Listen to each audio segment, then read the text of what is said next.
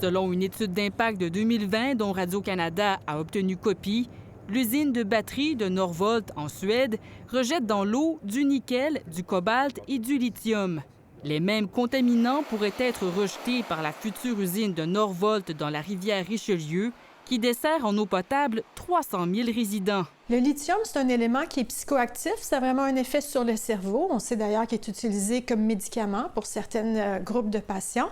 Par contre, il y a certaines populations à risque, par exemple les enfants dont le cerveau est en développement. Northvolt tient toutefois à préciser qu'aucune demande d'autorisation associée aux opérations des usines n'a encore été déposée au ministère de l'Environnement, que depuis 2020, les procédés de rejet de contaminants ont pu évoluer et que les normes en la matière sont loin d'être génériques d'une juridiction à l'autre. Le contexte de l'implantation de l'usine Northvolt 6 au Québec est particulier et on ne peut pas inférer que les données qui ont été publiées dans une étude d'impact en Suède en 2020 peuvent nécessairement être applicables au contexte du Québec. Reste que la situation soulève de nombreuses préoccupations.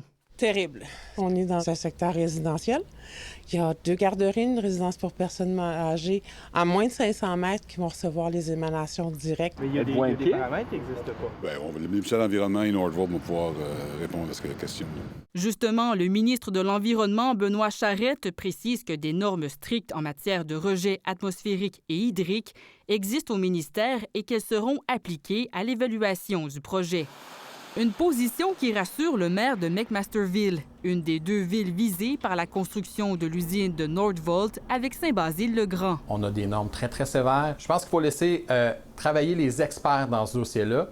La science va nous dire ce qui doit être mis en place pour réduire les risques. Northvolt a aussi annoncé la fermeture de ses installations à San Francisco, en Californie. Les activités de recherche et développement qui s'y déroulaient seront transférées en Suède. Ici Gabrielle Proulx, Radio-Canada, Montréal.